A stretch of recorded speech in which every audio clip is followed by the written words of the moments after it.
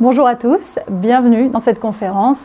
Je suis ravie d'être avec vous aujourd'hui. Aujourd'hui, on va parler de comment est-ce qu'on intègre l'impression 3D dans l'entreprise.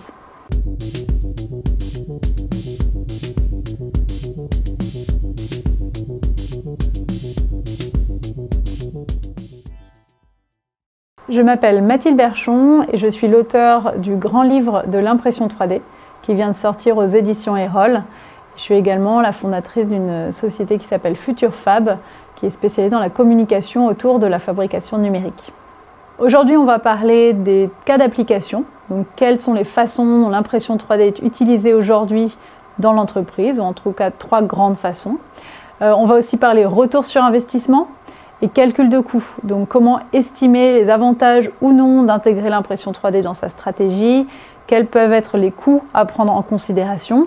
Et enfin, on parlera de méthodes d'intégration, donc quelles sont les grandes étapes pour intégrer l'impression 3D à sa stratégie.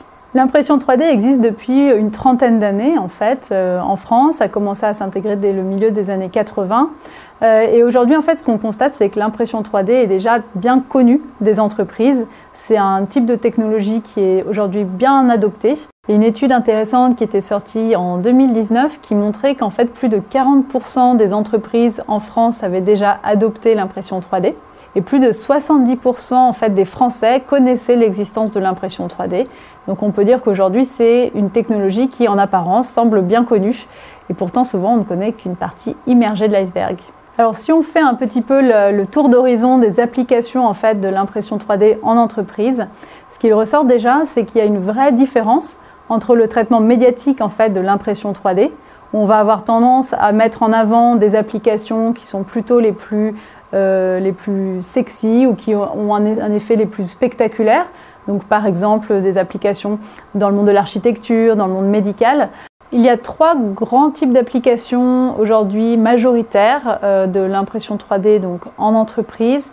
Et je parle ici donc des applications de prototypage, des applications d'outillage et enfin des applications autour des pièces finies qui sont vraiment en train d'arriver à vitesse grand V. Si on s'intéresse donc d'abord aux applications en prototypage, il y a une étude qui était sortie en 2019 menée par le 3D Printing Sentiment Index qui montrait qu'en fait 76% des applications de l'impression 3D en entreprise étaient de l'ordre d'utilisation en prototypage. Donc ça reste de loin le type d'utilisation le plus fréquent pour ce type de technologie.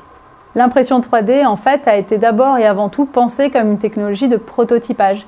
C'est vraiment les premiers cas d'application qui sont apparus dès ses débuts dans les années 80. Donc par exemple faire un emboîtement de boîtier, tester en fait le chevauchement entre des pièces. Et donc typiquement, elle est utilisée pour valider une idée, valider une forme, par exemple l'emboîtement entre 2 pièces. Ça va être un usage qu'on va retrouver très fréquemment.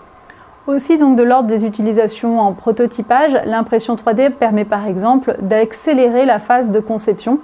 Un prestataire par exemple qui travaille avec son client va pouvoir lui envoyer des modèles et obtenir ces validations beaucoup plus rapidement puisque le temps en fait, de fabrication, de conception et de fabrication est clairement accéléré. L'impression 3D permet de produire des prototypes à taille réelle.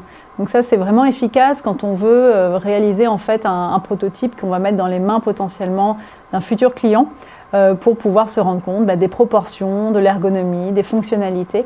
On va pouvoir en fait faire des prototypes qui peuvent être potentiellement assez grands parce qu'aujourd'hui il y a des imprimantes qui permettent de faire même des choses de vraiment grande taille. L'impression 3D permet également de préparer la phase d'industrialisation. Donc d'avoir un certain nombre de pièces qui vont permettre de faire l'intermédiaire avec le fabricant, avec le producteur et donc de passer plus rapidement à une phase d'industrialisation. Deuxième grand type d'application pour l'impression 3D en entreprise, je parle bien sûr de l'outillage, qui va être vraiment transformé par l'arrivée de l'impression 3D métal, qui est déjà bien avancée et qui est attendue, qui va normalement doubler d'ici 2025 selon certaines études sorties récemment. Donc on arrive sur des applications qui sont beaucoup plus riches. Donc côté outillage, par exemple, on va trouver des applications du côté de l'ergonomie, notamment sur, par exemple, les chaînes de production, où en fait beaucoup d'entreprises aujourd'hui commencent à intégrer l'impression 3D pour imaginer des outils qui vont réellement être sur mesure en fait pour les besoins précis de la production de tel ou tel objet. Donc ça peut être par exemple de l'outillage qui va s'adapter à la forme de la main ou qui va permettre d'accéder à des zones qui auraient été complexes d'accès autrement. Donc on va pouvoir en fait produire à la demande directement en interne dans l'entreprise des outils qui vont améliorer la qualité du travail et l'ergonomie. Dans la continuité de cela, on va trouver aussi de l'outillage complexe. Dans les méthodes d'usinage, par exemple traditionnelles, la fabrication d'outils va répondre à des contraintes particulières en termes de forme, en termes de matériaux. L'impression 3D en fait ouvre les possibilités. Alors évidemment, elle ne permet pas de tout faire, mais elle va permettre de faire des pièces qui n'auraient pas pu être faites autrement en fait avec les méthodes traditionnelles.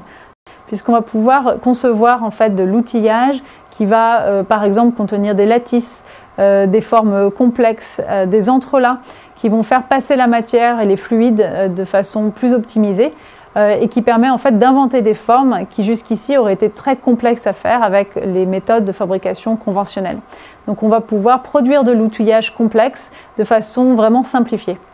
La fabrication additive, c'est aussi la capacité de produire des gabarits sur mesure.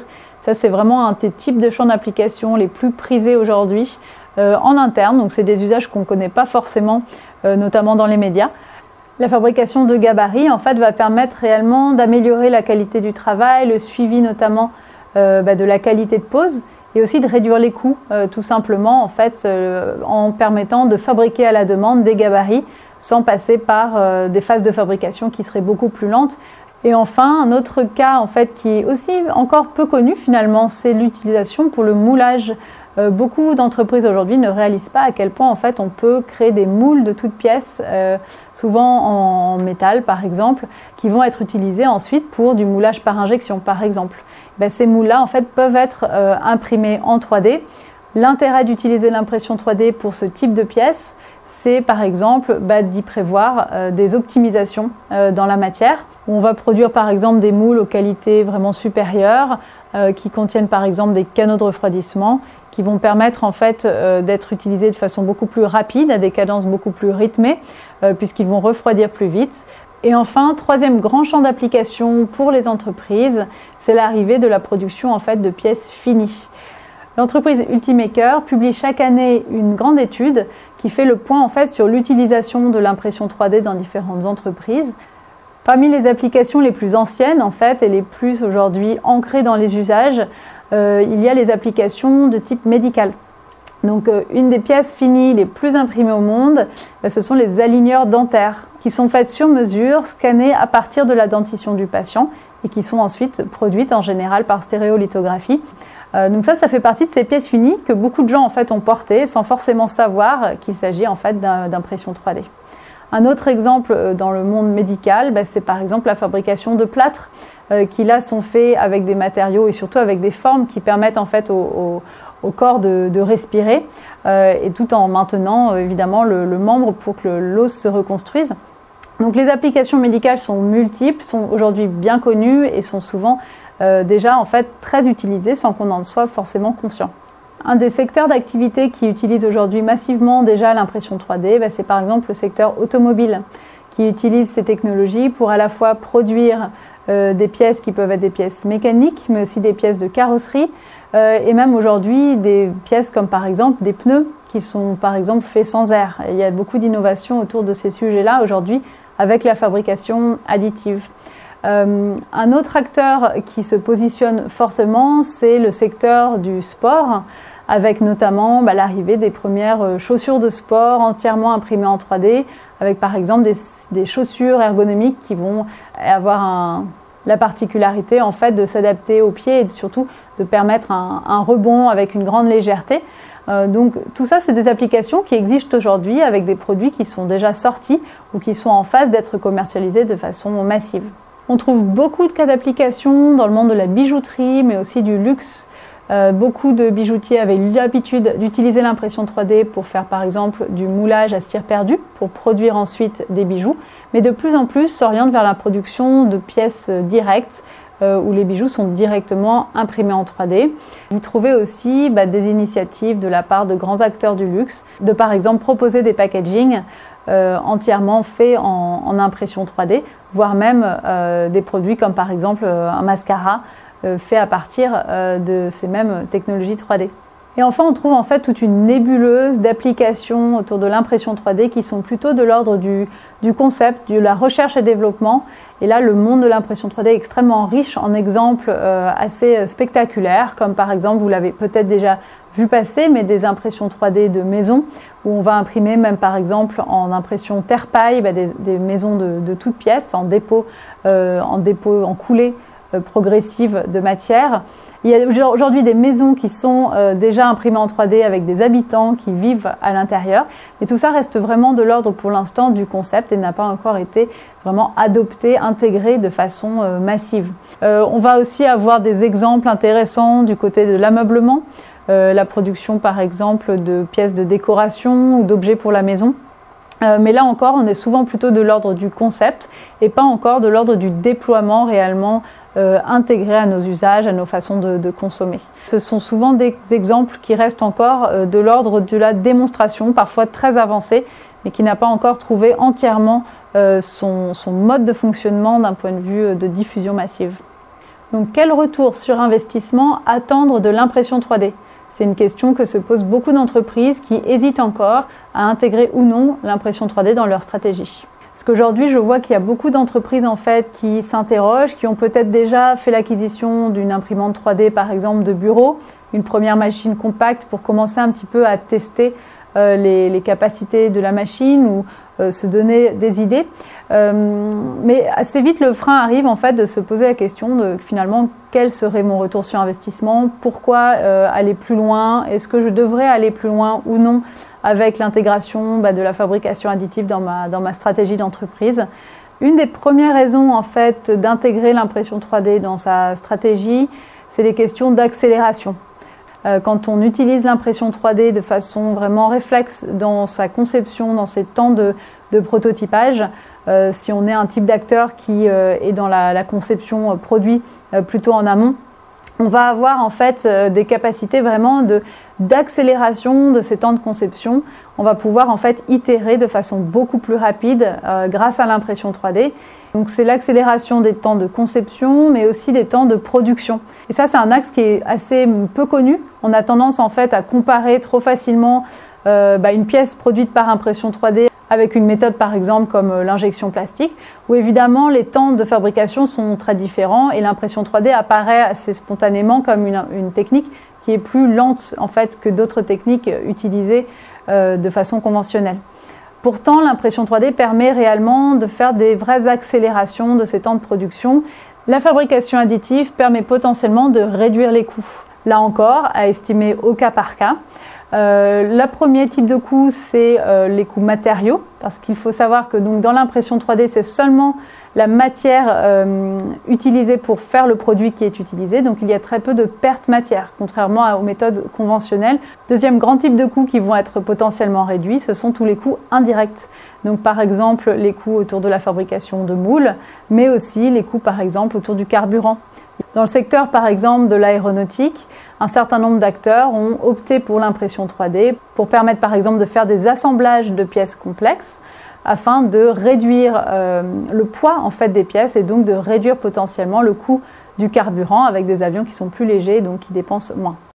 Le troisième grand poste de coût, ce sont les coûts humains, puisque souvent en fait il y a un certain nombre d'étapes dans les phases notamment de production et d'assemblage qui sont réduites, puisqu'on va pas produire d'une seule impression une pièce complexe qui avant aurait nécessité différentes phases de production et ensuite des temps d'assemblage. Donc on va vraiment réduire les étapes et donc potentiellement réduire le nombre de personnes nécessaires pour accompagner ces étapes.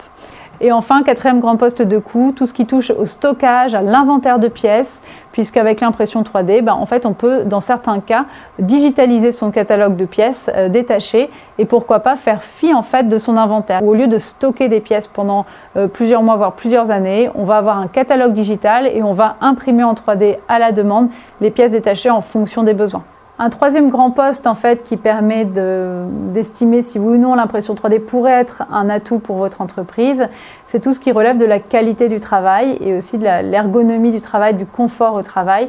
Donc à la fois pour les équipes qui travaillent dans l'entreprise, on va pouvoir concevoir un certain nombre de pièces, souvent par les collaborateurs eux-mêmes pour améliorer la qualité du travail au quotidien. Tout ce qui est par exemple de l'ordre du calibrage, des gabarits, des outils de travail sur mesure. L'impression 3D peut être un vrai atout en fait en interne pour améliorer la fluidité du travail au quotidien. Et enfin, quatrième grande thématique en fait qui va vous permettre d'estimer potentiellement la force que pourrait avoir l'impression 3D chez vous dans votre entreprise, c'est toutes les questions d'innovation, notamment par exemple d'innovation ouverte. Il y a aujourd'hui énormément d'entreprises qui ouvrent leur lab interne ou en tout cas des cellules vraiment de travail en mode collaboratif où les collaborateurs de l'entreprise en fait vont pouvoir travailler ensemble en s'aidant d'imprimantes 3D pour imaginer de nouveaux services, imaginer de nouveaux produits et ils peuvent le faire notamment en lien avec des consommateurs finaux qui vont donner leur avis, qui vont avoir un impact sur le design en fait des services et des produits qui vont être créés. Et surtout de faire venir en fait des consommateurs, des clients qui vont pouvoir venir dans le lab pour donner leur avis et co-créer, co-construire les produits, les services que peut proposer l'entreprise. Donc ça, c'est des démarches qui sont vraiment des démarches de collaboration où on va utiliser beaucoup de design thinking, de prototypage, d'itération rapide et où là, l'impression 3D est un vrai atout, un allié parce qu'on va pouvoir, pendant les sessions de travail en commun, mettre en volume les idées, les concrétiser. Une des complexités de l'intégration de l'impression 3D, c'est de faire ces calculs de coûts et donc de prendre en compte les particularités de la fabrication additive pour estimer ses potentielles réductions de coûts ou revenus. Prochaine étape, ça va être de calculer en fait les coûts. Parce qu'en fait, ce qu'on a trop souvent tendance à faire, c'est de calquer en fait son modèle actuel et de l'estimer directement en disant voilà, si on change les machines, on va simplement changer mon équipement pour une imprimante 3D, comment je compare les coûts. Donc ça, c'est vraiment la méthode qu'il ne faut pas faire. Donc ça veut dire qu'en fait, il faut intégrer dans les coûts toutes les phases de préparation, d'impression et de post-traitement. L'ensemble en fait de la chaîne d'utilisation de la machine et pas seulement la partie production en elle-même. Un point important à comprendre, c'est que l'impression 3D, c'est évidemment pas une seule technique, c'est cette famille de techniques avec à chaque fois des procédés et des variantes, donc c'est un monde qui est très riche. Donc les coûts vont vraiment varier d'un procédé à l'autre. Selon les procédés que vous choisissez, vous allez avoir des vraies différences en termes de calcul de coûts à faire, donc il faut vraiment penser au cas par cas en fonction du procédé choisi. Comment effectuer le passage à l'impression 3D dans son entreprise? Comment intégrer l'impression 3D? Donc là, je vais vous partager un petit peu des observations faites à la suite de rencontres et d'interviews faites avec des entreprises qui ont déjà passé le pas et qui ont commencé à intégrer ces technologies. Comment effectuer le passage à l'impression 3D dans son entreprise? Comment intégrer l'impression 3D? La première étape pour beaucoup d'entreprises, ça va être d'abord de s'équiper d'imprimantes 3D qui peuvent être des imprimantes compactes, de petite taille, mais qui permettent tout de suite de se faire la main, de tout de suite être dans l'action et de commencer à faire des tests, à imprimer, à trouver des premiers projets et surtout à identifier un champion ou des champions en interne qui sont souvent des makers 3D, des gens qui sont des passionnés d'impression 3D ou alors qui rêvent de s'y mettre et c'est l'occasion pour eux de monter en compétences. Et donc on va choisir un référent en interne qui devient un peu l'expert impression 3D dans l'entreprise. Une fois qu'on a identifié son ou ses champions de l'impression 3D en interne, l'objectif ça va être de commencer à mettre sur pied de véritables preuves de concept pour pouvoir identifier des cas d'études concrets qui vont réellement être utiles pour l'entreprise. Et donc là, c'est un des enjeux aujourd'hui pour beaucoup d'entreprises qui sont équipées d'imprimantes 3D, ça va être de mettre sur pied de véritables cas concrets où l'impression 3D va vraiment faire une différence, soit sur la qualité du travail, soit sur la façon de produire les objets, soit sur la création de nouveaux services, de nouveaux produits. Donc la création de cas d'études qui vont permettre de convaincre en fait en interne de l'utilité potentielle et de prouver en fait ou non l'utilisation de l'impression 3D dans le cadre de la stratégie d'entreprise. Et enfin, dernière étape, c'est le passage à l'échelle, donc commencer à déployer ces technologies. Certaines entreprises font le choix de déployer en interne D'autres vont faire appel à des prestataires externes. C'est en fonction, en final, de la stratégie qui a été choisie. Mais en tout cas, l'idée, c'est à ce stade-là de développer des cas et d'en faire vraiment un outil au quotidien pour la conception produit et la production dans la structure. Merci d'avoir assisté à cette conférence. Je vous invite maintenant à continuer votre exploration, à aller voir les autres vidéos, découvrir l'exposition Technov et à découvrir l'ensemble des possibilités que permet aujourd'hui la fabrication additive.